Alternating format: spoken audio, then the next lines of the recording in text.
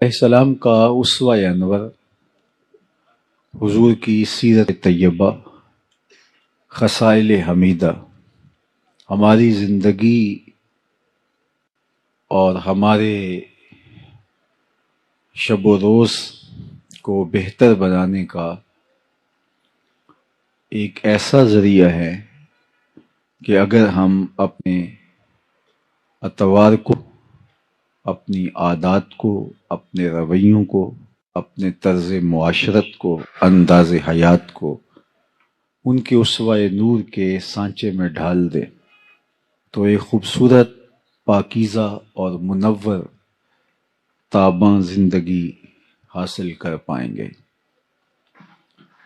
اسوہ کا لفظ، سیرت کا لفظ یا خصائل یہ مترادفات ہیں اور ہم معنی ہیں۔ اللہ کے محبوب علیہ السلام کی سیرت اور اسوہ انور کو سمجھنے کے لیے آقا کریم کے قریب ترین لوگوں سے اگر ہم سوال کریں تو وہ حضور کی سیرت کے جلی عنوان ہمارے سامنے رکھتے ہیں۔ ام المومنین حضرت سیدہ عائشہ رضی اللہ تعالی عنہا سے جب حضور کی سیرت کے بارے میں، اخلاق کریمانہ کے بارے میں سوال ہوا تو انہوں نے برجستہ کہا، کان خلقہ القرآن، اے پوچھنے والے ان کی سیرت دیکھنی ہے تو قرآن کھول کے بیٹھ جاؤ۔ قرآن مجید نے جن احکام کو بجا لانے کا حکم دیا ہے آپ حضور کو ان کے ساتھ کھڑا ہوا دیکھو گے، اور جن امور سے منع کیا ہے آپ دیکھو گے کہ اس زون میں حضور آپ کو نظر نہیں آئیں گے۔ حضرت ام المومنین سیدہ خدیجۃ الکبریٰ رضی اللہ تعالی عنہا جو حضور علیہ السلام کی وہ زوجہ محترمہ ہیں کہ جنہوں نے حضور کے کردار سے متاثر ہو کر ہی حضور سے نکاح کیا تھا۔ جب میسرہ غلام نے آ کر کے بتایا سفر شام میں حضور کے کردار کی کہانی ان کے سامنے رکھی تو انہوں نے حضور علیہ السلام کو پیغام نکاح بھیج دیا۔ اب آقا کریم علیہ السلام کے ساتھ ان کی رفاقت کا ایک طویل عرصہ گزرا۔ تقریباً نکاح کے 15 سال بعد حضور علیہ السلام کے قلب اطہر پر نزول وحی جب ہوئی تو قرآن تو وہ ہے کہ اگر پہاڑوں پہ بھی اترے تو وہ بھی ریزہ ریزہ ہو جائیں۔ یہ تو حضور علیہ السلام کا قلب انور تھا جو اس کو سہار گیا، لیکن اس کا ایک احساس تھا۔ تو آقا کریم گھر پلٹے پہلی وحی کے نزول کے بعد، اور آپ کو ایسے تھا جیسے سردی لگ رہی ہو، تو کہا زملونی، مجھے چادر اوڑھا دو۔ تو ام المومنین سیدہ خدیجۃ الکبریٰ رضی اللہ تعالی عنہا نے حضور کے کندھوں پہ چادر ڈال دی، اور آقا کریم نے فرمایا مجھے اندیشہ جاں ہے، تو فرمایا کہ آپ کا رب آپ کو کبھی بھی ضائع نہیں ہونے دے گا۔ کیوں؟ اس کی وجہ بیان فرمائی اور برجستہ بیان فرمائی۔ بخاری میں ہے، باقی کتب حدیث میں ہے، اہل سیر نے اس پر تفصیل سے لکھا۔ 5 یا 6 کلمات انہوں نے ارشاد کیے۔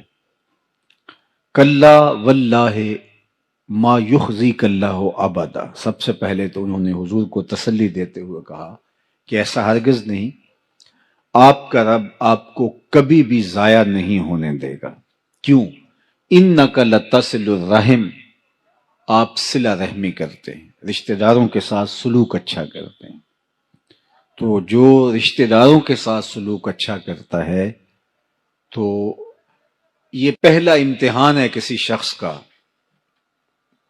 اچھی معاشرت کی تشکیل جب ہوتی ہے تو اس کا پہلا دائرہ رشتہ دار ہوتے ہیں، اور اگر یہاں کوئی کامیاب ہو گیا تو دوسرے دائرے میں، تیسرے دائرے میں، چوتھے دائرے میں بھی آپ اس کو کامیابی کے زینے چڑھتا ہوا محسوس کریں گے، کیونکہ رشتہ دار ایک تو اتنی جلدی کسی کو مانتے نہیں ہیں، اور دوسرا رشتے دار اس رشتے داری کی وجہ سے بات کرتے ہوئے بھی دیر نہیں لگاتے اور ایک دم اچھال کے بھی رکھ دیتے ہیں۔ یہ تو کوئی ہوں گے کہ جو اس بات کا خیال رکھیں، لیکن عمومی طور پہ رشتہ داروں کے رویے بہت تلخ ہوتے ہیں اور بہت کھردرا انداز ہوتا ہے۔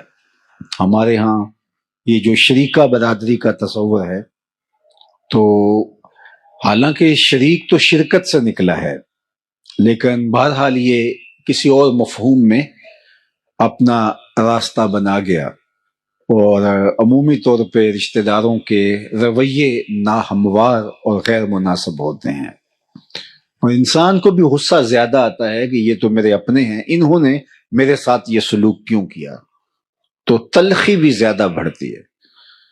تو اب ہی تو بندے کا امتحان ہوتا ہے کہ اس تلخی کو قابو پا سکتا ہے کہ نہیں، اس رد عمل کو اس کی عملی تنفیذ کرتا ہے یا اس کو وہیں روک لیتا ہے۔ تو یہ بندے کا سخت امتحان ہوتا ہے اور اللہ بندوں سے امتحان لیتا ہے، اور یہ سب سے پہلا دائرہ ہے انسان کے ارد گرد معاشرت کا دائرہ۔ اس لیے میرے اور آپ کے آقا مولا نے فرمایا کہ جو یہ چاہے کہ اس کی عمر میں برکت ہو اور رزق میں اضافہ ہو، وہ رشتہ داروں کے ساتھ سلوک اچھا کرے۔ اگر کوئی شخص اپنے رشتہ داروں کے ساتھ رویہ اچھا رکھتا ہے تو اس کی عمر میں بھی برکت ہوتی ہے اور رزق میں بھی اضافہ ہوتا ہے۔ امتحان بھی بہت بڑا ہے، لیکن نتیجہ بھی دنیا اور آخرت میں اللہ تعالیٰ اس کو عطا فرماتا ہے۔ اب رشتہ داروں کے تلخ رویوں کے باوصف ان کے ساتھ اچھا سلوک، یہ کسی شخص کا پہلا امتحان ہے جب وہ معاشرے میں اترنے لگتا ہے، چونکہ اس کا پہلا دائرہ ہی یہی ہوتا ہے۔ تو ام المومنین نے حضور کا جو نمایاں وصف بیان کیا وہ یہ تھا، اِنَّكَ لَتَصِلُ الرَّحِمَ، آپ صلہ رحمی کرتے ہیں۔ چونکہ بیوی سے بڑھ کر کون جانتا ہے کہ میرے شوہر کے دل میں رشتہ داروں کے لیے کیا جذبات ہیں، تو یہ بات ام المومنین نے برجستہ حضور علیہ السلام کے لیے کہی۔ اور پھر آپ حضور کی ساری زندگی دیکھ لیں، رشتہ داروں نے جو کچھ کیا، تبًا لک ہنالک سائر الیوم الہذا جمعتنا، معاذ اللہ حضور شہادت کی انگلی اٹھا کے واز کرتے تھے، اور جس نے اس پر آوازہ کسا وہ رشتے میں چچا لگتا تھا۔ تو اس کے جواب میں قرآن نے کہا تبت یدا ابی لہب وتب، تیرے دونوں ٹوٹ جائیں، لیکن یہ پہلے جملہ چچا نے کہا تھا۔ راہوں کے اندر گڑے چچا کھودتا تھا، سکی چچی جو تھی وہ جنگل سے لکڑیاں کاٹ کے لاتی کانٹے دار، اور جن راہوں سے حضور نے گزرنا ہوتا ان راہوں میں بچھا دیتی۔ عقبہ بن ابی معیط اپنے گھر کا سارا کوڑا اٹھا کے حضور علیہ السلام کے دروازے کے سامنے پھینک جاتا۔ آقا کریم علیہ السلام کے گلے کے اندر کپڑا ڈال کر کے تاؤ بھی اسی نے دیے تھے۔ حالت سجدہ میں حضور علیہ السلام پر اوجریاں ڈالی گئیں۔ تو یہ کتنا دردناک رویہ تھا، اور یہ سب کچھ کیا تھا رشتہ داروں نے۔ آج اللہ کے محبوب جب مکے میں فاتح بن کے داخل ہوئے تو سب تھر تھر کانپ رہے تھے۔ 10,000 اصحاب حضور کے ہمراہ تھے، انہیں یہ تھا کہ آج تو ہماری گردنیں اڑ جائیں گے۔ آقا کریم نے سب کو جمع کر کے کہا بتاؤ میں تمہارے ساتھ کیا سلوک کروں۔ تو انہوں نے سوچا کہ چلو ہمیں شہر بدر کر دیا جائے لیکن جاں بخشی ہو جائے۔ تو کہا آپ کریم باپ کے کریم بیٹے ہیں، ہم آپ سے خیر کی توقع رکھتے ہیں، اور ان کو یہ تھا کہ چلو جاں بخشی ہو جائے چاہے شہر سے نکال دیں۔ لیکن ان کی آنکھیں پھٹی کی پھٹی رہ گئیں جب میرے اور آپ کے آقا و مولا حضور رحمت عالم نے فرمایا اذهبوا انتم الطلقاء، جاؤ تم آج کے بعد سارے آزاد ہو، اور میں تمہیں وہی کہوں گا جو میرے بھائی یوسف علیہ السلام نے اپنے بھائیوں کو کہا تھا، لا تثریب علیکم اليوم، آج تمہارے اوپر کوئی مؤاخذہ نہیں۔ انہوں نے حضرت یوسف علیہ السلام کو تاریک کنویں میں ڈالا، مالک ابن زغر کے ہاتھوں پھوٹی کوڑیوں کے عوض یوسف علیہ السلام کو بیچ ڈالا، اور باپ کے سامنے آ کے مکر کیا کہ انہیں تو بھیڑیا کھا گیا ہے۔ کتنا تلخ رویہ تھا بھائیوں کا اپنے معصوم بھائی کے خلاف، اور انہیں تھا کہ وہ بولی بسری داستاں بن گیا ہوگا یوسف، لیکن آج جب وہ ہاتھ میں کشکول لیے جناب یوسف کے سامنے حاضر ہیں تو آپ نے فرمایا کیا تم جانتے ہو کہ تم نے اپنے بھائی یوسف کے ساتھ کیا کیا؟ تو ان کو تو تصور بھی نہیں تھا کہ کہانی تو ان بھائیوں کے درمیان ہے. باپ کو یہ کہا کہ اس کو بھیڑیا کھا گیا ہے، عزیز مصر کہہ رہا ہے کہ تمہیں پتا ہے تم نے اپنے بھائی کے ساتھ کیا کیا؟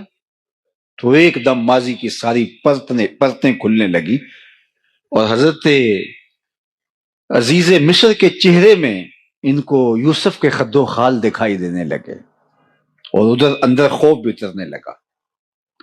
اللہ اکبر. قرآن مجید میں یہ مقام اٹھائیے تو وہ ڈر سے گئے، ہونٹ کپ کپا رہے ہیں اور عزیز مصر کے چہرے پر یوسف کے خد و خال دیکھ کر کے کہتے انکا لانت یوسف.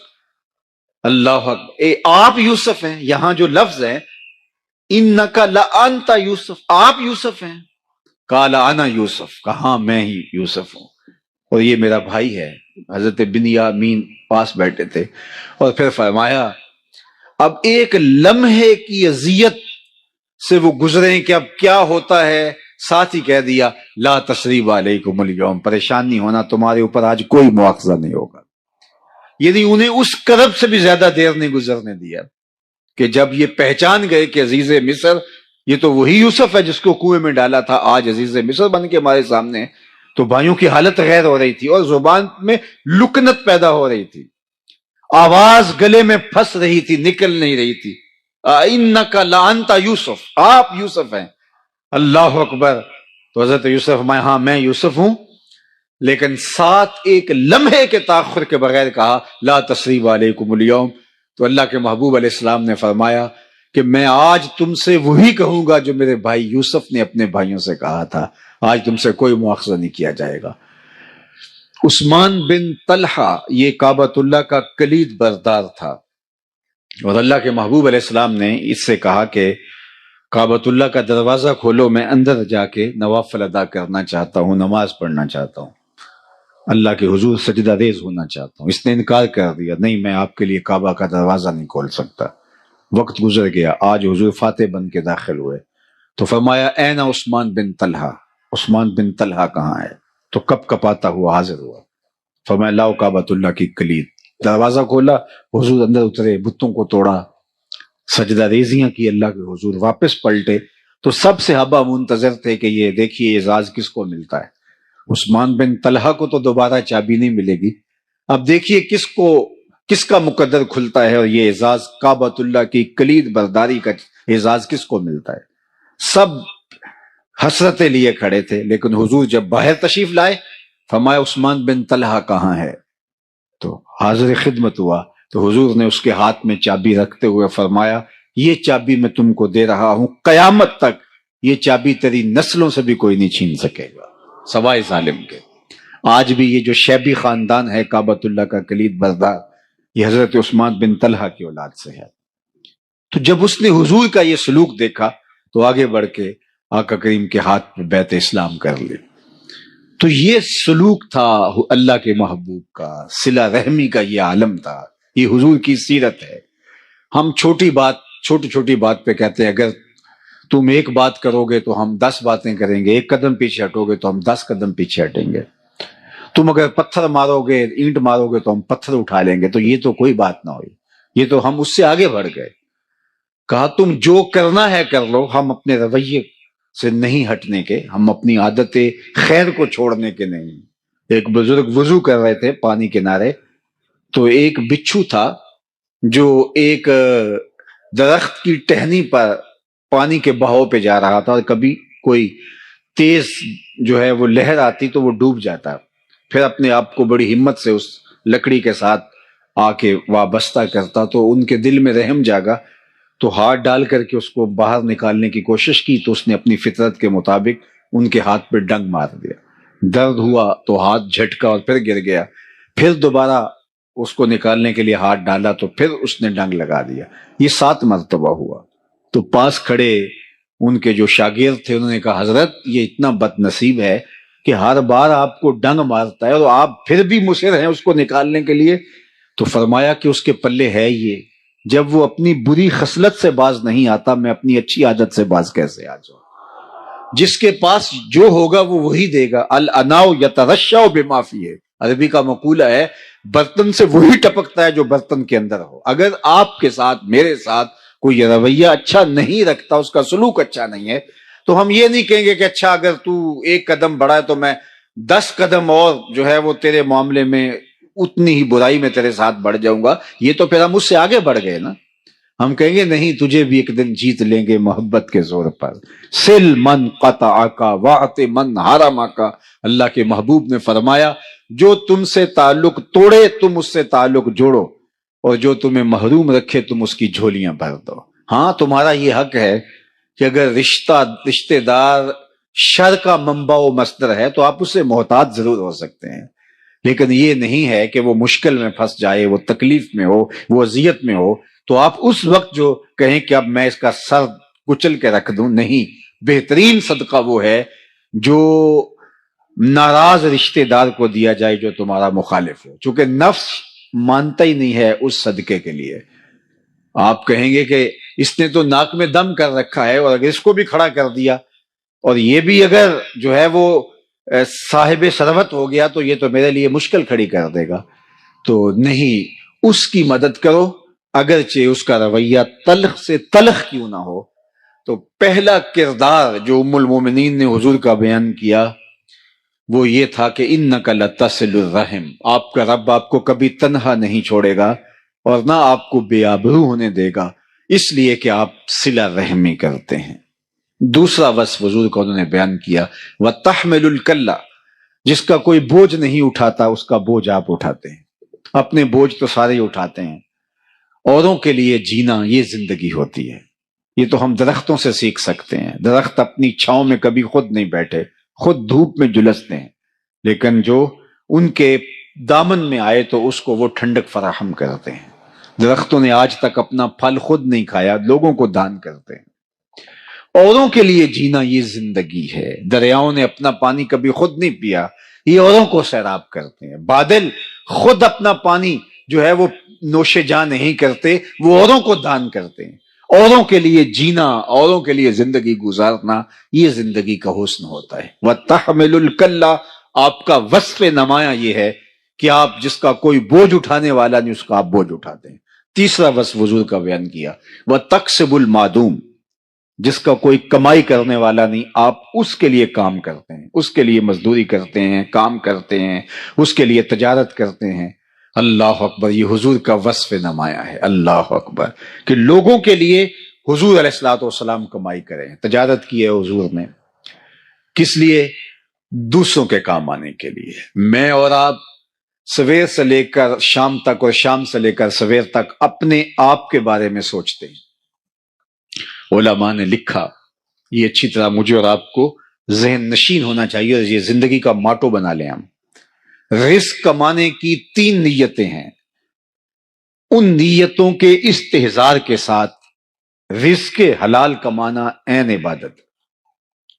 سب سے پہلی نیت جس کے لیے ہمیں رزق کمانا چاہیے وہ تجارت ہے، مزدوری ہے، کھیتی باڑی ہے، وہ ملازمت ہے یا کوئی اور عمل.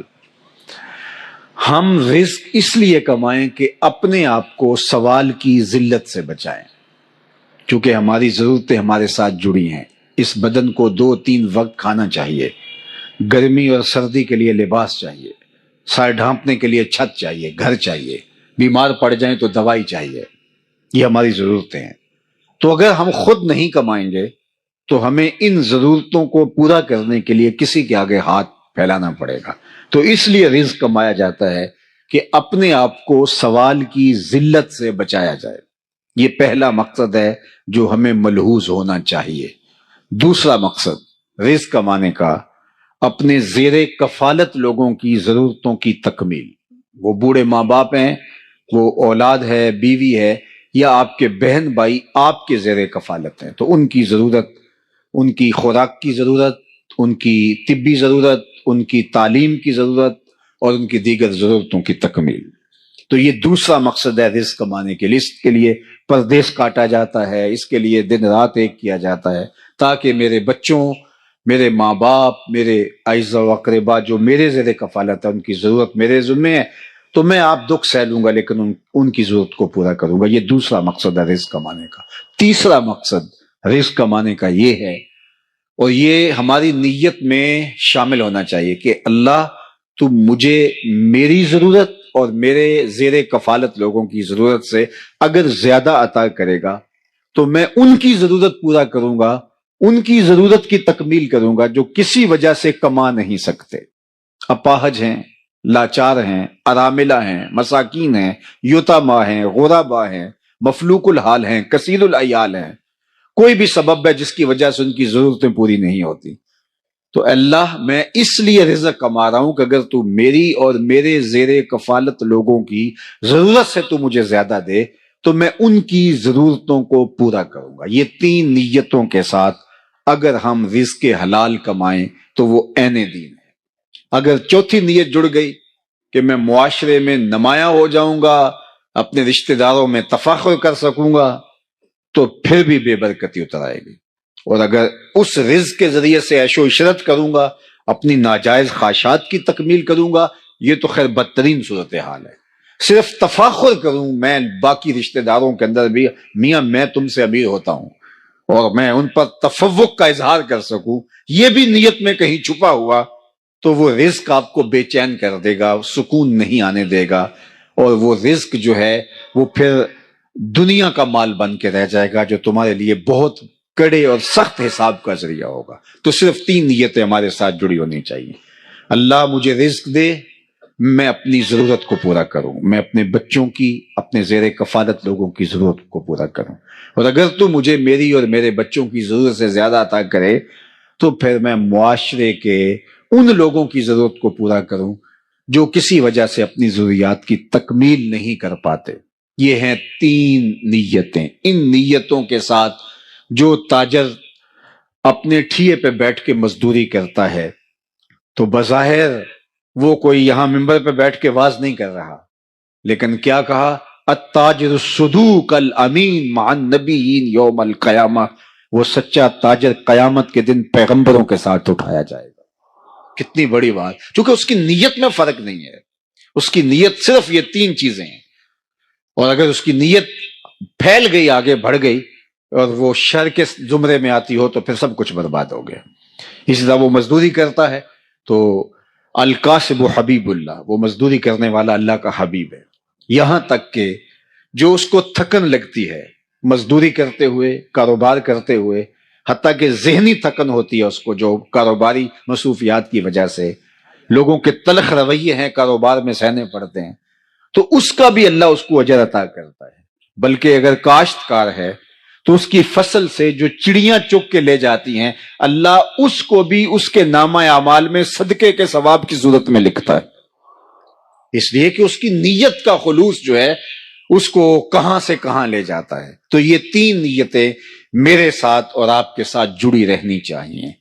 میں مختلف اداروں میں بھی جانا ہوتا ہے، یونیورسٹیز میں بھی، کالجز میں بھی، تو وہاں بچے ڈاکٹر بن رہے ہیں، انجینئر بن رہے ہیں، تو ان کو کہتا ہوں کہ یہ ابھی سے اپنی نیت میں شامل کر لو. یہ ٹھیک ہے. بہت سارے لوگ پردیش میں جاتا ہوں تو وہاں بھی میں دوستوں کو کہتا ہوں ایک ایک خاندان کو اٹھاؤ، دو دو خاندانوں کو اٹھا دو. ایک گلی کے اندر 10 سے 15 گھر ہوتے ہیں تو ان میں سے عموماً متوسط لوگ ہوتے ہیں تو 2 یا 3 گھر غریب ہوتے ہیں، باقی 2-4 گھر امیر ہوتے ہیں، باقی متوسط ہوتے ہیں. اگر ہم صرف اپنی گلی کو اپنے ذمے لے لیں کہ ہم اپنی گلی میں کسی کو بھوکا نہیں سونے دیں گے، اس گلی کے غریب لوگ ہمارے ذمے ہیں، ان کے بچوں کی تعلیم ہمارے ذمے ہیں، ان کی شادیاں ہمارے ذمے ہیں، صرف ایک ایک گلی کو اپنے ذمے ہم لے لیں تو ایک اچھا صالح پاکیزہ معاشرہ جو ہے وہ تشکیل پاتا ہے. لیکن جب ہم خود غرضی کی زندگی گزاریں گے تو پھر معاشرہ اسی طرح کا ہوگا جس طرح اس وقت پایا جاتا ہے. اور ہمارا دین صرف ہمیں سجدے کرنے کی تلقین نہیں کرتا، ہمارا دین ہمیں ہمسایوں کا خیال رکھنے کی تلقین بھی کرتا ہے. میرے اور آپ کے آقا و مولا نے فرمایا اس قدر مجھے ہمسایوں کے حقوق کے بارے میں تاکید کی گئی کہ مجھے لگا کہ وہ وراثت میں حقدار نہ ٹھہرا دیا جائے. اور ہم نے تو یہ پڑھا ہے کہ اگر ہمسایہ بھوکا سو جائے تو 40 دن نمازیں قبول نہیں ہوتی. یہ ہمارا دین ہے. میرے اور آپ کے آقا و مولا نے یہاں تک فرمایا اپنے گوشت کی خوشبو سے غریب ہمسائے کو تکلیف نہ دو، یا تو تھوڑا پانی زیادہ ڈال لو، شوربے کی پیالی ہمسایوں کے گھر بھی بھیج دو.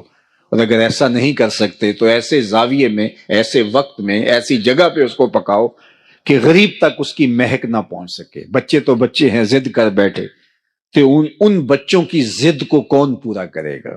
دوپہر کو سلا دیتی ہے بچوں کو وہ اس ڈر سے گلی میں پھر کھلونے بیچنے والا نہ آ جائے. اپنی دولت کی نمائش نہ کریں کہ لوگ اذیت میں مبتلا ہو جائیں.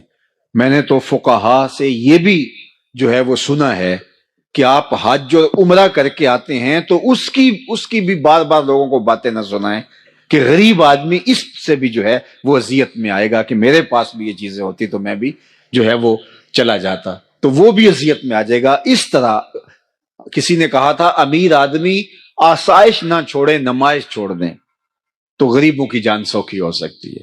تو ہمیں ان 3 نیتوں کے استحضار کے ساتھ رزق کمانے کی تلقین کی گئی ہے. ہم اوروں کے لیے جئیں، اور جب ہم اوروں کے لیے جینا شروع کر دیتے ہیں تو پھر ہماری زندگی کے اندر جو طمانیت آتی ہے اس کو کسی ترازو پہ نہیں تولا جا سکتا. ہم ایسے جینا شروع تو کریں، ہم یہ سمجھیں کہ یہ ہمسائے کے بچے میرے بچے ہیں اور ان کی ضرورت میرے ذمے ہے اور یہ میرے ذمے ہے، اور معاشرہ اس طرح کس طرح صالحیت کے سانچے میں ڈھل جائے گا. مساجد کی انجمنیں جو ہیں یہ صرف اپنا سارا زور مولوی صاحب کے اوپر نہ دیں کہ ان کو کس طرح ہم نے قابو میں رکھنا ہے. یہ پورے محلے کو دیکھیں، کوئی غریب بھوکا تو نہیں سوتا. یہ ذمہ داری ہے اس کی، یہ اس کے منصب کے اندر شامل ہے. اسی طرح جو زعماء ہیں، سیاسی زعماء ہیں معاشرے میں جن کو اللہ تعالیٰ نے مقام دیا ہے، صرف یہ نہیں ہے کہ بندہ خود کر سکتا ہو. اللہ نے ان لوگوں کی بھی مذمت کی ہے کہ جو خود تو نہیں کر سکتا لیکن دوسروں کو بھی اس کی ترغیب نہیں دیتا، تو وہ بھی پکڑا جائے گا. وَلَا يَحُضُّ عَلَىٰ طَعَامِ الْمِسْكِينِ فَوَيْلٌ لِّلْمُصَلِّينَ الَّذِينَ هُمْ عَنْ صَلَاتِهِمْ سَاهُونَ الَّذِينَ هُمْ يُرَاءُونَ وَيَمْنَعُونَ الْمَاعُونَ. تو یہاں پہلے فرمایا کہ أَرَأَيْتَ الَّذِي يُكَذِّبُ بِالدِّينِ فَذَلِكَ الَّذِي يَدُعُّ الْيَتِيمَ وَلَا يَحُضُّ عَلَىٰ طَعَامِ الْمِسْكِينِ، کہ یہ وہ بد نصیب شخص ہے جو لوگوں کو ترغیب نہیں دیتا کہ فلاں یار غریب ہے اس کی مدد کو پہنچو. خود اس کے پاس دولت ہے، وہ تو بہت بڑے امتحان میں ہے، اس کو تو ڈھونڈ کر کے دینا چاہیے، لیکن وہ خود اس اہلیت میں نہیں ہے کہ وہ لوگوں کی مدد کر سکے. لیکن وہ لوگ جو غریب ہیں وہ اس کی نظر میں ہیں اور اس کا اثر ان پہ بھی چلتا ہے جو صاحب ثروت ہیں. تو وہ ان کو اگر نہیں کہتا، وہ کہتا ہے مجھے کیا لگے اور میں ان کا احسان اپنے اوپر کیوں لوں، ان کو ترغیب دے کہ ان کی مدد کرواؤں، مجھے کیا لگے. تو اللہ تعالیٰ نے سورہ الماعون کے اندر جہاں مذمت کی منافقوں کی، وہاں اس کی بھی کی کہ اس کی بد نصیبی کیا ہے، وَلَا يَحُضُّ عَلَىٰ طَعَامِ الْمِسْكِينِ. اور سورہ البلد کے اندر فرمایا أَلَمْ نَجْعَلْ لَهُ عَيْنَيْنِ وَلِسَانًا وَشَفَتَيْنِ وَهَدَيْنَاهُ النَّجْدَيْنِ فَلَاقْتَحَمَ الْعَقَبَةَ وَمَا أَدْرَاكَ مَا الْعَقَبَةُ فَكُّ رَقَبَةٍ أَوْ إِطْعَامٌ فِي يَوْمٍ ذِي مَسْغَبَةٍ يَتِيمًا ذَا مَقْرَبَةٍ. وہاں ارشاد فرمایا کہ ہم نے تمہیں 2 آنکھیں دی ہے، دیکھا تو ایک سے بھی جا سکتا تھا، تجھے 2 کان دیے ہیں سننے کے لیے، تجھے 2 ہونٹ دیے ہیں، لیکن تو ان کے حق میں کیوں نہیں بولا، تو نے ان کی غربت کی آواز دوسروں تک کیوں نہیں پہنچائی. تو یہ ہماری ذمہ داریوں میں شامل ہے کہ ہم اپنے اطراف پہ غور کریں کہ کوئی بندہ اگر بھوکا مر گیا تو وہ بوجھ ہمارے ذمہ ہے. لیکن ہماری بے حسی، پوری دنیا کی بے حسی نے آج انسانیت کو خانوں میں بانٹ دیا ہے. بلکہ میں تو کہتا ہوں یہ جو الگ الگ اچھے ٹاؤنز بن رہے ہیں، یہ بھی غریبوں اور امیروں کی بستیاں الگ الگ ہو رہی ہیں. ڈیفنس میں اور طرح کے لوگ آباد ہیں، غریب محلوں میں اور طرح کے لوگ آباد ہیں. تو بستیاں الگ ہو رہی ہیں، لوگ امیر غریب ان کے اندر جو ہے وہ لمبی لکیریں کھینچی جا رہی ہیں. اور ہمیں جو زندگی دی گئی تھی وہ ترغیب کی زندگی دی گئی. تو اپنے لیے جینا کمال نہیں ہے، اوروں کے لیے جینا کمال ہے. تو یہ حضور کا وصف نمایاں ہے جو ام المومنین نے بیان کیا. وَتَقْسِبُ الْمَعْدُومَ، جس کا کوئی کمائی کرنے والا نہیں آپ اس کی کمائی کرتے ہیں. سیرت اس لیے نہیں ہوتی، یا میلاد اس لیے نہیں ہوتا، یا جلسہ اس لیے نہیں ہوتا، یا تقریر اس لیے نہیں ہوتی کہ میں تقریر کروں اور آپ نعرے لگاتے تھکے نہ، اور آپ کہیں کمال کر دیا، کبھی پھول پھینکے کبھی نوٹ پھینکے، یہ مجھے اور آپ کو بھولا ہوا سبق یاد دلانا ہوتا ہے، اپنے آپ کو بھی اور آپ کو بھی۔ مجھے اس سیرت کے عنوان سے اپنے لیے ڈھونڈنا ہے کہ میرے اور آقا و مولا جن پہ ہم درود پڑھتے ہیں ان کی تو زندگی یہ تھی، تو کیا میں ان کی زندگی کے کتنا قریب ہوں، میرے اندر کہاں تک ہے یہ، میں نے زندگی میں کتنے دکھیوں کو، کتنے تکلیف میں پھنسے ہوئے لوگوں کی مدد کی۔ اللہ اکبر۔ اللہ فرماتا ہے فَكُّ رَقَبَةٍ او اطعام فی یوم ذی مسغبہ، کہا یہ مشکل گھاٹی ہے، اور وہ مشکل گھاٹی کیا ہے؟ فَكُّ رَقَبَہ، کسی پھنسے ہوئے کی گردن چھڑانا ہے۔ اس وقت تو غلاموں کی گردن چھڑانا یہ سب سے بڑی نیکی تھی اور سب سے مہنگی سخاوت تھی، لیکن اس دور میں جس کی بیٹیاں جوان ہیں اور کوئی رشتہ قبول نہیں کرتا، اس کا رشتہ قبول کر لینا، غریب ہے تو کیا ہوا، اس کا رشتہ قبول کر لینا، اس پسے کی گردن چھڑانی ہے، یا اس کی مدد کرنا کہ وہ اپنی بیٹی کو عزت کے ساتھ بیاہ سکے، یہ اس پسے کی گردن چھڑانی ہے۔ لیکن اس میں یہ تماشا بھی نہ لگائیں کہ غریبوں کی بیٹیوں کو قطاروں میں بٹھا کے اجتماعی شادیاں کرتے پھریں۔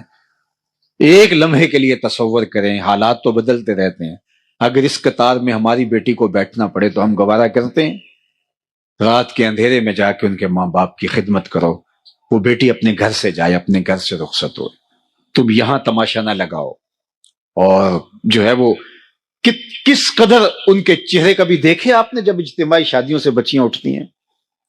ان کی غربت کا اشتہار لگ رہا ہوتا ہے، اور جتنے باراتی آئے ہوتے ہیں، رشتہ دار آئے ہوتے ہیں، سب سمجھ رہے ہوتے ہیں کہ جو ہے وہ آج ہی یہاں سے، ذرا تصور تو کیجئے، ہم سمجھ رہے ہیں نیکی کر رہے ہیں، تارا ٹوٹتا سب نے دیکھا، یہ نہ دیکھا ایک نے بھی، کس کی آنکھ سے آنسو ٹپکا، کس کا سہارا چھوٹ گیا۔ لوگوں کی دلجوئیوں کا خیال رکھیں، ہمارا دین اس کی ترغیب دیتا ہے۔ تو پھنسے ہوئے کی گردن چھڑانا۔ حضور علیہ السلام کے ایک صحابی ہیں جن کا نام ہے حضرت عبد الرحمن بن عوف رضی اللہ تعالیٰ عنہ۔ جب مکے سے ہجرت فرما کے مدینہ تشریف لائے تو سب کچھ وہیں چھوڑ آئے تھے۔ حضور نے مواخات قائم کی، ایک انصاری کو ایک صحابی مہاجر کا بھائی بنا دیا اور کہا کہ تم نے اس کو کھڑا کرنا ہے۔ انہوں نے آدھے آدھے باغ دے دیے ان کو کہ ٹھیک ہے تو میرا بھائی حضور نے بنایا، آدھا باغ یہ تیرا ہوا، آدھا کاروبار تیرا ہوا۔ تو جو حضرت عبد الرحمن بن عوف کا بھائی بنا تھا اس نے کہا میرے بھائی بتا میں تیرے لیے کیا پیش کر سکتا ہوں؟ تو حضرت عبد الرحمن بن عوف نے کہا مجھے بازار کا رستہ دکھا دے، آگے میں جانوں اور میرا کام جانے، مجھے یہ بتا کہ کام یہاں کون سا مناسب ہے اور بس اتنی میری رہنمائی کر دے۔ پھر حضرت عبد الرحمن بن عوف جو زیرو سے چلے تھے انہوں نے اتنا پیسہ کمایا، اور سب سے مہنگی سخاوت اس دور میں نے عرض کی کہ غلام کو آزاد کرنا تھا۔ حضرت عبد الرحمن بن عوف رضی اللہ تعالیٰ عنہ نے چند سالوں کے اندر اتنا پیسہ کمایا کہ انہوں نے 30,000 غلام آزاد کیے۔ کتنے غلام؟ 30,000 غلام آزاد کیے۔ اللہ اکبر۔ غلامی ایسے ختم نہیں ہوئی، یہ حضور کے دیے ہوئے دین کی وجہ سے ختم ہوئی۔ 30,000 غلام اللہ کی رضا کے لیے آزاد کیے۔ میں اور آپ سوچیں، 30,000 نہیں 3,000 ہی صحیح، 3,000 نہیں 300 ہی صحیح، 300 ہی نہیں 30 ہی صحیح، 30 ہی نہیں 3 ہی صحیح، ہم نے کتنے لوگوں کو ان کے پاؤں پہ کھڑا کیا ہے، محلے کے اندر رشتہ داروں میں غریبوں کو ان کے پاؤں پہ کھڑا کر دیا، ان کو مناسب سا کاروبار کر دیا۔ ہمارے پاس بڑی دولتیں ہیں، ہم نے کبھی کیا ایسا؟ اگر ایسا کیا تو ہمیں مبارک ہو۔ یہ حضور کی درسگاہ کے پڑے ہوئے لوگ تھے کہ صرف حضرت عبد الرحمن بن عوف اکیلے شخص نے 30,000 غلام آزاد کیے۔ تو ہمیں لوگوں کو، مصیبتوں میں پھنسے ہوئے لوگوں کو آزاد کرنا چاہیے۔ اس دور کی جو غلامی ہے، معاشی بحران ہیں، اذیت ہیں، اس میں لوگوں کو ان کے پاؤں پہ کھڑا کریں، ان کی ضرورتوں کی تکمیل کریں۔ یہ میرے حضور کی سیرت ہے، اور سیرت بیان اس لیے کی جاتی ہے کہ اس سیرت کو ہم اپنے اندر اتاریں اور اپنے اس کا عکس اپنے اندر پائیں تاکہ ہمارے آقا خوش ہوں۔ صرف سن کے کہ واہ سبحان اللہ، یہ ہم صرف ان کو بیان کر کے سبحان اللہ کہہ رہے نہیں، دین کا تقاضا ہم سے یہ ہے کہ ہم دیکھیں، محاسبہ کریں کہ ہم اس امر میں خود کہاں تک ہیں۔ پھر چوتھا وصف حضور کو ام المومنین نے بیان کیا، وہ تکر الضیف، آپ مہمان نواز ہیں، اونچے درجے کے مہمان نواز، اعلیٰ درجے کے مہمان نواز۔ مہمان اپنی قسمت کا رزق ساتھ لے کے آتا ہے اور برکت چھوڑ کے جاتا ہے۔ ہمارا کچھ نہیں کھاتا، اپنی قسمت کا ہمارے دسترخوان سے کھاتا ہے، اور ہمارے دسترخوان سے کھانے کی وجہ سے ثواب بھی ہمیں ملتا ہے، عزت بھی ہمیں ملتی ہے، اور وہ برکت بھی چھوڑ کے جاتا ہے۔ اس لیے خوش دلی کے ساتھ مہمانوں کا استقبال کیا جائے، ان کو کھانا کھلایا جائے۔ اللہ اکبر۔ آدھا فقر حضرت سیدنا شیخ عبد القادر الجیلانی علیہ رحمہ و رضوان فرماتے ہیں، آدھا فقر بھوکوں کو کھانا کھلانا اور برہنہ بدن لوگوں کو لباس پہنانا ہے۔ باقی چلے، ریاستیں، عبادتیں، نمازیں، سجدے، تہجدیں، اوراد، اشغال، وظائف، یہ باقی آدھا بنتا ہے۔ صرف آدھا بھوکوں کو کھانا کھلانا اور برہنہ بدن لوگوں کو لباس دینا ہے۔ فقیر اس بات پہ راضی ہوتا ہے کہ اس کا دسترخوان چلتا رہے، اٹ کھڑک کے دکڑ وجے تتا ہوئے چلہ، آن فقیر کھا کھا جامن راضی ہوئے بلا۔ فقیر کا مزاج یہ ہے کہ لوگ آئیں اور اس کا دسترخوان چلتا رہے، اسے خوشی ہوتی ہے جب اس کے دسترخوان سے کوئی لقمہ اٹھاتا ہے۔ تو یہ چوتھا وصف ام المومنین نے حضور کا بیان کیا۔ پانچواں وصف وتصدق الحدیث، حضور آپ نے کبھی جھوٹ نہیں بولا، آپ ہمیشہ سچ بولتے ہیں، آپ کا رب آپ کو کبھی ضائع نہیں ہونے دے گا۔ اب آئیے ہم یہاں رکتے ہیں کہ ہماری زندگی میں سچ ہے یا جھوٹ؟ تو قدم قدم پہ ہم جھوٹ بولتے ہیں۔ آج ہمارا تاجر کہتا ہے جناب جھوٹ نہ بولیں تو سودا نہیں بکتا۔ میں نے کہا جاپان والے کیسے بیچ لیتے ہیں؟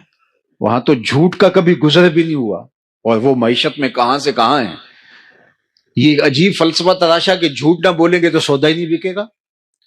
جھوٹ تو نحوست ہے، جھوٹ تو معیشت کو کھا جاتا ہے، جھوٹ تو سکون کو برباد کر دیتا ہے، اور اللہ کے محبوب نے فرمایا یہ جہنم کی طرف لے جاتا ہے۔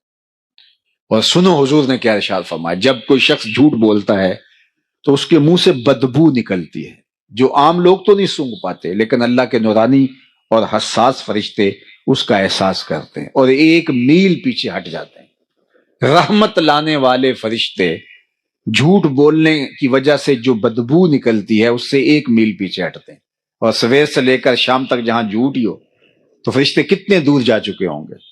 باپ بیٹے سے جھوٹ بولتا ہے، بیٹا ماں سے جھوٹ بولتا ہے، ماں بیٹی سے جھوٹ بولتی ہے، بیٹی اپنے بھائی سے جھوٹ بولتی ہے، بھائی اپنی بہن سے جھوٹ بولتا ہے۔ تو ایک گھر سے اتنے لوگ جھوٹ بول رہے ہوں تو وہاں تو بدبو کے ببوکے پھوٹ رہے ہوں گے۔ تو رحمت کے فرشتے تو دور دور کہیں ہوں گے جنہوں نے رحمت لے کے آنی تھی، اب نحوست آ گئی، رحمت والے تو آ ہی نہیں سکتے۔ ہم نے کیا سمجھا کسی نے تعویذ ڈال دیے، کسی نے جادو کر دیا، ہم نے کیا سمجھا کسی نے ٹونا کر دیا، کسی نے بندش کر دی، اس لیے سب کچھ ہو رہا ہے۔ یہ ہم نے سوچا ہی نہ کہ جھوٹ کی وجہ سے بدبو پھیلی ہے، اور رحمت کے فرشتے ہماری گلی سے بھی نہیں گزرتے۔ اور ہم گئے پھر بابوں کے پاس، اور وہ جھوٹ کا پلندہ تو پہلے یہ جھوٹ کا سامان لے کے گٹلی باندھ کے بیٹھا ہوا تھا۔ اس نے کہا تم تو ویلے سے آ گئے ہو، اگر نہ آتے تو یہ تعویذ چل جانے تھے، ککھ نہیں رہنا تھا تمہارا اگر تم 2 دن لیٹ ہو جاتے۔ پھر ہر اتوار کو اس ملنگ، اس بابے، اس عامل کی جو ہے وہ کیا اس کو کہتے ہیں، ٹھیا کہہ لیں یا آج کل جو بھی لفظ بولتے ہیں، وہاں جا کے جو ہے وہ چوکی بھرنی پڑتی ہے۔ اور اتنے بد نصیب ہوتے ہیں، کوئی 3 سال سے نہیں نہایا، کوئی 4 سال سے غسل نہیں کیا، کوئی گالیاں بکتا ہے، کوئی جو ہے وہ بےہودگی پہ اتر آتا ہے، اور روز اخبارات کے اندر آپ دیکھتے ہیں کہ بابے نے کیا کرشمہ کر کے رکھ دیا، اور عزتوں سے کھیلنے والے یہ لوگ ہوتے ہیں۔ اور وہاں رش لگا ہوتا ہے، وہاں بھاگم بھاگ ہوتی ہے۔ کیوں جی ہمارا مسئلہ اس سے حل ہونا ہے۔ وہ جھوٹ کا جو کاروبار لیے بیٹھا ہے، یہ تو مارکیٹ تھی جھوٹ کی، وہ پورا پلازا ہے جھوٹ کا، اور وہاں سارے وہاں پہنچ گئے۔ یہ کسی نے بھی نہ سوچا کہ ہمارے گھر میں بے برکتی کس وجہ سے ہے۔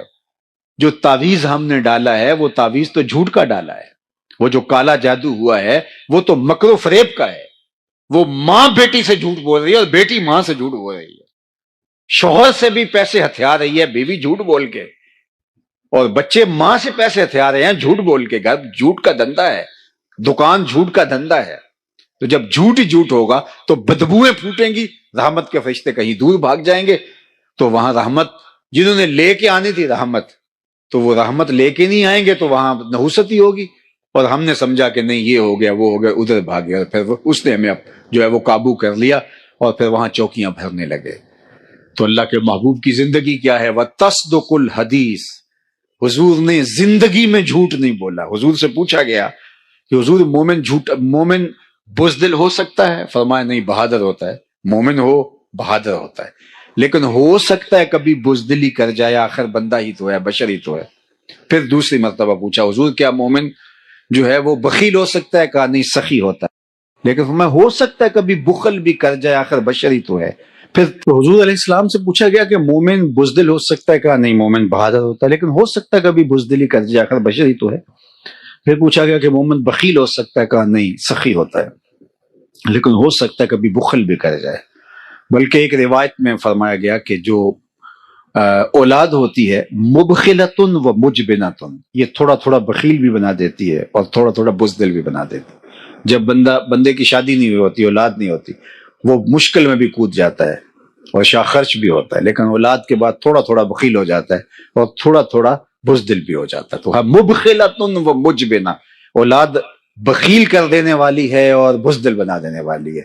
تو کہا مومن ہوتا فطرتاً سخی ہے، لیکن ہو سکتا ہے کبھی بخیل ہو جائے. مومن ہوتا بہادر ہے، لیکن ہو سکتا ہے کبھی بزدل بھی ہو جائے. پھر تیسرا سوال ہوا مومن جھوٹا ہو سکتا ہے؟ فرمایا جھوٹا نہیں ہو سکتا. یہ نہیں ہو سکتا کہ مومن ہو اور جھوٹا ہو. اور یہاں سچا بندہ ڈھونڈنے سے نہیں ملتا. آپ کیا کریں؟ مومن کی تو علامت بتائی گئی ہے کہ مومن جھوٹا نہیں ہو سکتا. تو پھر ہمیں دیکھنا پڑے گا ہم کھڑے کہاں. دل مسلمان ہے تیرا نہ میرا، اقبال نے کہا تھا دل مسلمان ہے تیرا نہ میرا، تو بھی نمازی میں بھی نمازی. نمازیں تو ہم پڑھے جا رہے ہیں، لیکن اصل ہمارا اندر لٹا ہوا ہے. مومن کی علامت کیسے پہچانے کے مومن؟ منافق کی 4 علامتیں بیان کی گئی ہیں. ان میں سے ایک علامت اذا حدث کاذب، جب وہ بولے گا جھوٹ بولے گا. اور یہ علامت اگر مومن نہیں ہو تو وہ مومن نہیں، یہ نفاق کی علامت ہے. تو مجھے اور آپ کو دیکھنا ہوگا، چاہے اس کی قیمت کوئی بھی دینی پڑے.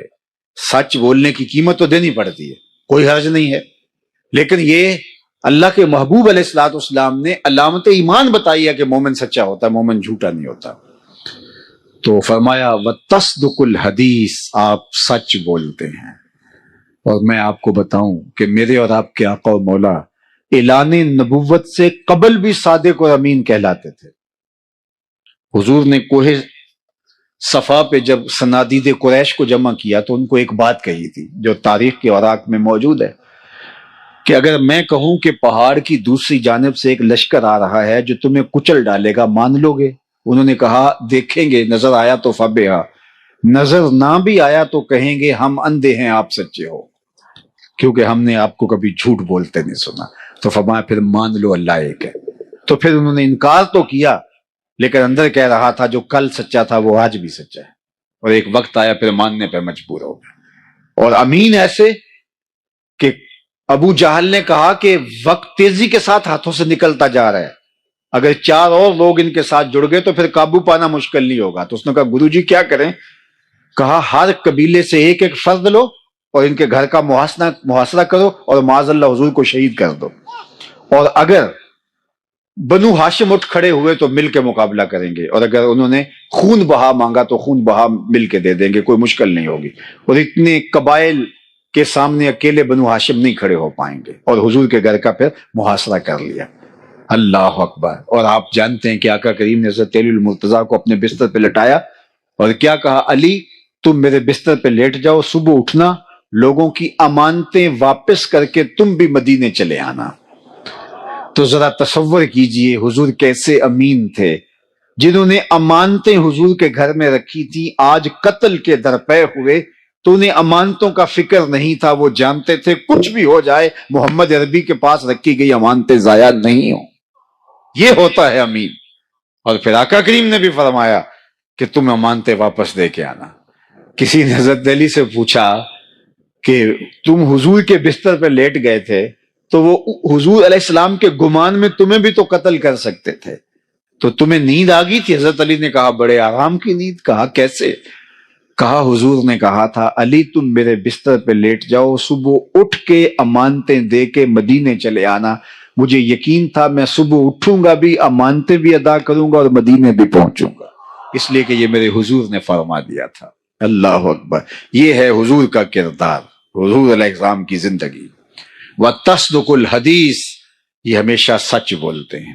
اور چھٹا وصف حضور کا وَتُعِينُ عَلَى نَوَائِبِ الْحَقِّ، ام المومنین نے کہا کہ جو حق کی راہ پہ لوگ موجود ہوتے ہیں ہم دیکھتے ہیں آپ ان کے ساتھ کھڑے ہوتے ہیں. ہم تو کہتے ہیں کہ ہمیں کیا لگے جی، ہمیں کیا غرض، ہم تو اپنے آپ کا دفاع کرتے ہیں، اپنے آپ کو بچاتے ہیں. سچ اور سچائی کے ساتھ کھڑا ہونا ہمارے مزاج میں نہیں ہے، اور اسی لیے پھر سچ بولنے والا تنہا رہ جاتا ہے اور معاشرہ اس کو کچل کے رکھ دیتا ہے. دوبارہ وہ عبرت کا نشان بن جاتا ہے، لوگ جو ہے وہ اس جگہ پہ کھڑا ہونے کو تیار نہیں ہے. سچ کے ساتھ کھڑا ہونا چاہے اس کی کوئی بھی قیمت دینی پڑے. حالات کی تلخیاں آج دیکھیے دنیا کے اوپر، آج 56-57 اسلامی ملک حق کے ساتھ کھڑے نہیں ہو پا رہے. فلسطین کے اندر جو قیامت بپا ہے، چند نہتے ٹینکوں سے توپوں سے لڑ رہے ہیں، اور 56-57 اسلامی ملک جن کی غیرت کا جنازہ نکل گیا. یہ OIC کا اجلاس ہوا ہے اور عرب لیگ کا، کتنے بے شرم لوگ ہیں، کیسے تصویریں اور جھنڈوں کے آگے کھڑے ہوئے تھے. تم نے کیا کیا ہے کہ یوں کھڑے سینہ تان کے تصویریں کھنچوا رہے ہو؟ کہاں گئی تمہاری غیرت؟ بیبل کے ساحل پہ ناہید نامی ایک لڑکی نے پکارا تھا، اور حجاج بن یوسف کوئی اچھا شخص نہیں مانا جاتا، ظالم شخص تھا. حضرت حسن بصری رضی اللہ تعالیٰ عنہ تابعی ہیں، وہ فرمایا کرتے تھے کہ پچھلی امتوں کے لوگ اپنے سارے ظالم لے آئیں اور ایک پلڑے میں ڈال دیں، دوسرے پلڑے میں صرف حجاج بن یوسف کو ہم ڈال دیں تو یہ پلڑا پھر بھی بھاری ہوگا. اتنا بڑا ظالم تھا. لیکن اس نے دیکھا کہ محراب کے پیچھے آوازیں آ رہی ہیں، تو اس نے معلوم کیا تو پتا چلا کہ دیبل سے ایک جہاز پہنچا ہے اور فریاد کی گئی ہے اور حجاج کو پکارا گیا ہے. پھر وہ اللہ کے قہر کی بجلی بن کے نازل ہوا. یہ ہماری تاریخ ہے. آج وہ پکار رہے ہیں این العرب این انتم یا جنون المسلمین، کہاں ہو مسلمانوں تم؟ نہتے لڑ رہے ہیں، نہتے لڑ رہے ہیں. لیکن یہ بات ذہن میں رکھیے گا کہ حق کبھی دبا نہیں کرتا. الاسلام یالو ولا یولا علیہ، اسلام ہمیشہ غالب رہے گا. اور پھر اس خطے کے بارے میں تو اللہ کے محبوب کے فرامین بہت واضح ہیں. دمشق کے دروازوں پر اور بیت المقدس کے آس پاس ایسے لوگ قیامت تک موجود رہیں گے کہ لوگوں کا ان کو تنہا چھوڑ دینا ان کو نقصان نہیں پہنچائے گا. اور فرمایا کہ وہ حق پر کھڑے رہیں گے یہاں تک کہ حضرت امام مہدی اور حضرت عیسیٰ کے عساکر کے ساتھ شامل ہو جائیں گے. اور وہ منظر کتنا دل فریب ہوگا جب حضرت عیسیٰ تشریف لائیں گے. اور یہ اس وقت امت 3 حصوں میں بٹ چکی ہوگی، اور یہ بالکل حالات اب ادھر جا رہے ہیں. ایک حصہ کٹ چکا ہوگا، شہید ہو چکا ہوگا، ایک فرار کا راستہ اختیار کر چکا ہوگا، بزدلوں کا ٹولہ، اور ایک لڑ رہے ہوں گے. حضرت عیسیٰ ان کے پاس آئیں گے، اللہ اکبر، اور انہیں کہیں گے کہ اب بتاؤ کیا کرنا ہے. میں بد دعا کرتا ہوں یہ غرق ہو جائیں گے، یا پھر یہ ہے کہ ان کے خلاف ہم لڑنے کے لیے تیار ہیں. تو وہ کہیں گے کہ ہم لڑ کے جہاد کر کے فتح حاصل کرنی ہے. حضرت عیسیٰ علیہ السلام کی ہمراہی میں جہاد اسلام ہوگا. اللہ اکبر. صحیح بخاری کی روایت ہے، تمام رجال ثقہ ہیں. میں اب میری زبان نہ کھل جائے، بڑی کوشش کی گئی کسی طرح سے حضرت امام مہدی کے نزول والی حدیثوں کو ضعیف قرار دیا جائے. آج سے چند سال پہلے محققین بٹھائے گئے کسی ملک میں، لیکن نہیں کر سکے. اور یہ حدیث بخاری میں ہے، اور اس سے ملتی جلتی باقی صحیح حدیث میں بہت ساری حدیث ہیں. اللہ کے محبوب علیہ السلام فرماتے ہیں کہ وہ وقت آئے گا کہ پھر جب حضرت عیسیٰ علیہ السلام کہ انفاس کی خوشبو سے ہی دجال پگھلنا شروع ہوگا اور یہ فرار کا راستہ اختیار کرے گا. اور فرمایا مقام لد پہ قتل کر دیا جائے گا، بھاگتا ہوا. اللہ اکبر. بھاگتا ہوا مارا جائے گا. وہ جو جس پہ ناز ہے، اور وہ کہتے 1000 سال حکومت اس کے آنے پہ ہم کریں گے. اور ہیکل سلیمانی بنانے کے لیے یہ بےتاب ہیں. اور وہ تخت داؤدی جو رکھا ہوا ہے انگلینڈ کے اندر، وہ یہاں ہیکل سلیمانی میں رکھنے کے لیے بےتاب ہے کہ یہاں آ کے ہمارا مسیحا بیٹھے گا. وہ ان کا مسیحا بھاگتا ہوا مارا جائے گا، اور یہاں 6 ماہ کے بچے بھی سینے پہ گولیاں کھا رہے ہیں. یہ مسلمان کا جذبہ ہے، یہ ان کی طاقت. پھر حضور علیہ السلام نے فرمایا کہ جب مقام لد پہ، اس وقت جو ایک چھوٹا سا دیہات تھا، تو اس وقت لوگ کہتے تھے یہ لد چھوٹا سا دیہات ہے، یہاں کیسے فرار ہوگا؟ لیکن آج دنیا کو پتہ چل گیا دنیا کا حساس ترین ایئرپورٹ یہی ہے، اور 2 ٹرمینل اس کے بند ہیں جو انتہائی ہنگامی صورتحال کے لیے رکھے گئے ہیں۔ تو اب سمجھ آئی کہ دجال یہاں سے بھاگنا شروع ہوگا اور یہاں حضرت عیسیٰ کے ہتھے چڑھ جائے گا، خنزیر کو بھی قتل کریں گے اور دجال کو بھی قتل کریں گے، صلیب کے نشان کو بھی توڑیں گے، اور پھر اسلام کو اللہ مسلمانوں کو یوں فتح دے گا کہ حضور نے فرمایا کہ اگر کسی پتھر کے نیچے، بخاری کی روایت ہے، پتھر کے پیچھے، پہاڑ کی اوٹ میں، کسی غار میں، کھو میں، کسی جگہ پہ بھی کوئی یہودی چھپ کے جان بچانا چاہے گا تو وہ پتھر بھی آواز دے گا کہ یہ ظالم میرے پیچھے چھپا ہوا ہے۔ اللہ اکبر۔ پھر شرق سے لے کر غرب تک، شمال سے لے کر جنوب تک کائنات کی کوئی چھت ایسی نہیں ہوگی جہاں میرے نبی کے نام کا جھنڈا نہیں جھول رہا ہوگا۔ اللہ اکبر۔ اللہ اسلام کو غلبہ اور قوت اور طاقت اور توانائی عطا۔ اور میرے اور آپ کے آقا و مولا نے فرمایا والذی نفسی بیدہ لینزلن عیسی ابن مریم ثم لئن قام علی قبری فیقول یا محمد لاجیبنہ، فرمایا مجھے قسم ہے اس رب کی جس کے قبضے میں میری جان ہے، عیسیٰ ابن مریم آئیں گے، یہ سارا کام مکمل کرنے کے بعد حضور کی بارگاہ میں حاضر ہوں گے، حضور کے روضہ انور کے پاس۔ جب کام جرنیل مکمل کر لیتا ہے تو پھر سیلوٹ کرتا ہے اپنے باس کو، تو حضور کی خدمت میں جائیں گے، لَيَنزَلَنَّ عِيسَى ابْنُ مَرْيَمَ ثُمَّ لَئِن قَامَ عَلَى قَبْرِي، پھر وہ میری قبر پہ، میرے روزے پہ آئیں گے، فَيَقُولُ يَا مُحَمَّد، اور قبر پہ کھڑے ہو کے مجھے یا محمد کہہ کے آواز دیں گے، لَأَجِيبَنَّهُ، فرمایا قسم ہے رب کی میں قبر سے آواز دوں، اس کی آواز کا جواب دوں۔ اللہ اکبر۔ وہ منظر اللہ نے نصیب کرنا ہے۔ دعا کرو اللہ ہماری نسلوں کو امام مہدی کے عساکر میں شامل کرے، حضرت عیسیٰ کے لشکروں میں شامل کرے۔ بلکہ حضور نے فخر سے فرمایا وہ وقت کیسا ہوگا جب عیسیٰ ابن مریم آئیں گے لیکن امام تم سے ہوگا۔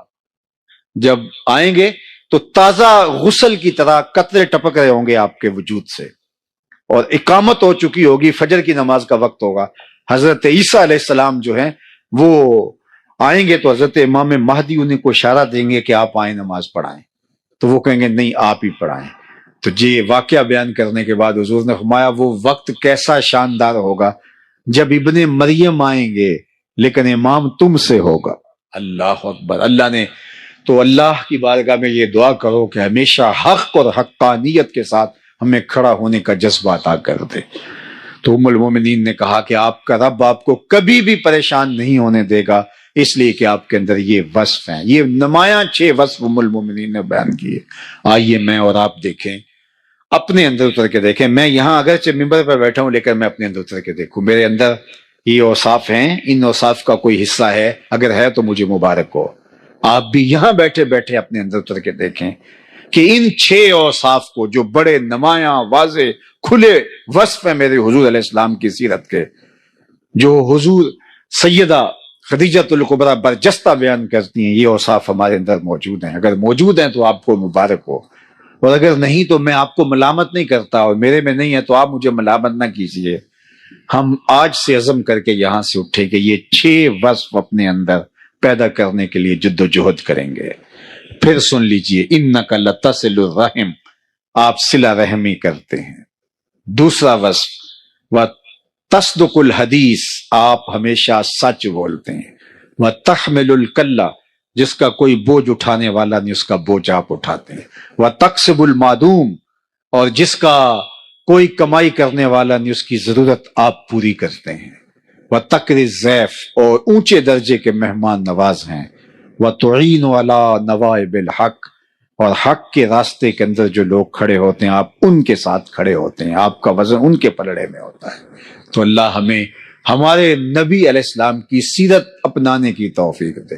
میرے استاد یہ کہا کرتے تھے کہ یہ نہ ہو کہ لوگ تمہیں پوچھے تم کون ہوتے ہو اور تم بتاؤ جناب ہم مسلمان ہوتے ہیں، یہ دیکھو مذہب کے خانے میں اسلام لکھا ہے۔ آپ فرمایا کرتے تھے نہ کسی کو پوچھنے کی نوبت آئے، نہ تمہیں بتانے کی ضرورت ہو، تم دور سے چلے آ رہے ہو، لوگ کہیں وہ دیکھو حضور کا غلام آ رہا۔ ہمارا عشق ہمارے نعروں سے جھلکتا ہے، ہمارا عشق ہماری پگڑی اور ہمارے جبے سے سمجھ میں آتا ہے۔ ہمارا عشق جو ہے وہ ہمارے اور رویوں سے سمجھ میں آتا ہے. نہیں، ہم اگر دکان پہ بیٹھے ہیں، لوگ کہیں اس سے سودا لو، یہ عاشق رسول ہے، یہ 2 نمبر سودا نہیں دے سکتا، یہ 2 نمبر دوائی نہیں دے سکتا، اس لیے کہ یہ عاشق رسول ہے. ہم سے کوئی رشتہ کرنے آئے تو کہا بے دھڑک رشتہ کرو اپنی بیٹی کا، اس لیے کہ یہ عاشق رسول ہے، اور عاشق رسول کبھی بھی تمہاری بیٹی کی تذلیل نہیں کرے گا، اس کی عزت نفس پہ حرف نہیں آنے دے گا. میرا عشق میرے رویے سے پتا چلے، ہمسایوں کے ساتھ سلوک سے میرا عشق پتا چلے. اللہ کے محبوب علیہ السلام نے وضو کیا اور حضور کے پانی کو صحابہ نے زمین پہ نہیں گرنے دیا، اپنے ہاتھوں پہ لیا اور اپنے منہ پہ مل لیا. تو آقا کریم نے جب یہ منظر دیکھا، ما یحملکم علی ھذا، صحابہ تمہیں اس بات پر کس نے ابھارا ہے؟ میں نے تو اس کا حکم نہیں دیا. انہوں نے کہا حب اللہ و رسولہ، اللہ اور اس کے رسول کے پیار نے ہمیں اس پہ آمادہ کیا ہے. اور واقعی یہ پیار کی علامت ہے کہ حضور کے وضو کے پانی کو بھی زمین پہ نہیں گرنے دیتے، بلکہ حضور نے ایک دفعہ پچھنے لگوائے اور ایک لگن میں خون جمع ہو گیا، تو حضور نے ایک صحابی کو کہا جاؤ ایسی جگہ بہا آؤ جہاں کسی کے قدم نہ پڑے، اور جا کے ایک پتھر کی اوٹ میں بیٹھ کے نوش جاں کر گئے. واپس پلٹے تو فرمایا بہا آئے ہو؟ جی حضور ایسی جگہ جہاں کسی کے قدم نہیں جا سکتے. تو مسکرا کے کہا لعلک شربتا، شاید تم نے پی لیا ہے. کہا جی حضور. تو آقا کریم نے فرمایا یا غلام قد حررتا نفسک من النار، اے بیٹے تو نے اپنے آپ کو آتش دوزخ سے بچا لیا ہے. اللہ کے محبوب علیہ السلام کے وضو کے پانی کو زمین پہ نہیں گرنے دیتے. حضور نے فرمایا صحابہ تم یہ کیوں کرتے ہو؟ حب اللہ و رسولہ، اللہ اس کے رسول کی محبت. تو حضور نے اس کی نفی نہیں کی، لیکن کہیں محبت کا رخ ادھر ہی رہے اور دوسری چیزیں بھول جائیں. حضور نبی ہیں، اس لیے فرمایا جو چاہے اللہ اس کے رسول سے محبت کرے، اللہ رسول اس سے محبت کرے، اس کو 3 کام بھی کرنے چاہیے. ایک، جب بولے سچ بولے، جب اس کے پاس امانت رکھی جائے اس میں خیانت نہ کرے. اور تیسری بات فرمائی اس کی ہمسائیگی میں کوئی آ بسے تو مجاورت کا، ہمسائیگی کا حق ادا کرے. تو یہ 3 چیزیں کہیں فراموش نہ ہو جائیں تو میں اور آپ محبت کے اظہار کے اور جو سلیقے ہیں ان کو بھی اختیار کریں. میں خاموشی سے بات کرنے کا عادی ہوں، تو کسی نے کہا کہ یہ نعرے کو پسند نہیں کرتا، ایسا نہیں ہے، لیکن میں کہتا ہوں تھوڑا سا اپنے آپ کے اندر اتر کر کے دیکھو. پسند ناپسند کی بات نہیں ہے، ہم تھوڑا سا غور کریں. ہمارا عشق صرف نعرے میں نہیں رکھا گیا، نعرہ بھی محبت کا ایک اظہار ہے، میں انکار نہیں کرتا، لیکن ہم نے اپنے رویے کو دیکھنا ہے. ہم ہمسایوں کے ساتھ کیسے ہیں؟ ہم دکان پہ بیٹھے اس وقت بھی عاشق رسول ہیں، صرف جلسے میں عاشق رسول ہوتے ہیں. ہم دکان کے اوپر بیٹھے ہم عاشق رسول نہیں ہوتے. ہماری نماز مسجد میں ہوتی ہے اور ہم جب ٹوپی مسجد میں پھینک کے جاتے ہیں تو نماز بھی وہیں پھینک کے جاتے ہیں. لیکن اگر ہم اس نماز کو، اس سجدے کو، اس رکوع کو جو مسجد میں ادا کی دکان پہ بھی ساتھ لے آتے، اس کو کاروبار میں بھی ساتھ لے آتے، اس کو رشتہ داری میں بھی ساتھ اس نماز کو لے آتے. ہم دعائے قنوت میں کیا پڑھتے ہیں؟ وَنَخْلَعُ وَنَتْرُكُ مَن يَفْجُرُكَ، اللہ جو تیرے حکموں کو توڑے گا، تیری شریعت کا باغی ہوگا، ہمارا اس کے ساتھ کوئی تعلق نہیں ہے. لیکن ہم نے صرف قنوت میں پڑھا، عملی زندگی میں یہ نہیں ہوتا. تو اللہ نے فرمایا سو خرابی ہے ان نمازیوں کے لیے جو ٹکرے تو مار رہے ہیں لیکن نماز نہیں پڑھ رہے. جب نماز پڑھی ہے تو نماز رویوں میں اتر آئے. عاشق رسول ہیں تو عشق رویوں میں اتر آئے. یاری لا تو پاک نبی سنگ، اے پر پوری یاری، پھر درود قبول ہے تیرا لکھ نہ لو ایک واری. پھر لاکھ، سوا کروڑ مرتبہ نہیں بھی پڑھا تو کوئی فرق نہیں پڑتا، وہ ایک بار بھی کافی ہو جائے گا، لیکن وہ اندر سے پڑھا ہو، تیری زبان بھی بولے، تیری روح بھی بولے، تیرا دل بھی بولے. تو آئیے میں اور آپ اپنے عشق کو حقیقی صورت اور شکل میں اپنی روحوں کے اندر اتار لیں تاکہ وہ عشق ہماری زندگی سنوار دے. عشق تو زندگی کو کہاں سے کہاں اٹھا کے لے جاتا ہے. وہ اور عشق ہے جو غالب کو نکما کر دیتا ہے. غالب نے کہا تھا نا عشق نے غالب نکما کر دیا، ورنہ ہم بھی آدمی تھے کام کے. لیکن ایک شاعر احمد ہوا، اس نے غالب کا جواب دیا، عشق نے احمد معلّہ کر دیا، ورنہ ہم تو آدمی تھے نام کے. یہ عشق تو سر بلند کر دیتا ہے، یہ تو اونچا کر دیتا ہے. تو میں اور آپ اگر دعویٰ عشق رسول رکھتے ہیں تو یہ چھوٹا دعویٰ نہیں ہے، یہ بہت بڑا ہے. یہ ہماری زبان سے چھل کے، ہمارے رویوں سے ٹپ کے، ہماری عادات سے اس کا ظہور ہو ہماری رشتہ داریوں میں اس کی چمک دکھائی دے، ہماری دکان سے پھوٹ کے اس کا نور پھوٹے کہ یہ عاشق رسول ہوتا ہے۔ ایک اچھا حساس شہری بن کے عشق رسول ہمیں زندگی گزارنے کی تلقین کرتا ہے۔ تو فرمایا اگر تم چاہتے ہو کہ اللہ اس کے رسول سے پیار کرو اور اللہ اس کا رسول تم سے پیار کرے، تو تمہارا یہ عمل کہ تم میرے وضو کے پانی کو زمین پہ نہیں گرنے دیتے اپنی جگہ پہ، لیکن یہ 3 کام کبھی فراموش نہ کرنا: ہمسائے کے حق کا خیال رکھنا، امانت ہو تو اس کو پورا ادا کرنا، اور جب بھی بولنا تمہاری زبان پر ہمیشہ سچ کے کچھ نہیں ہونا چاہیے۔ اللہ تعالی حضور کا اسوہ نور ہماری زندگیوں میں اتار دے۔ کار ما آخر شدو آخر زما کار نشد، مشت خاک ما غبار کوچہ یار نشد، و آخر دعوانا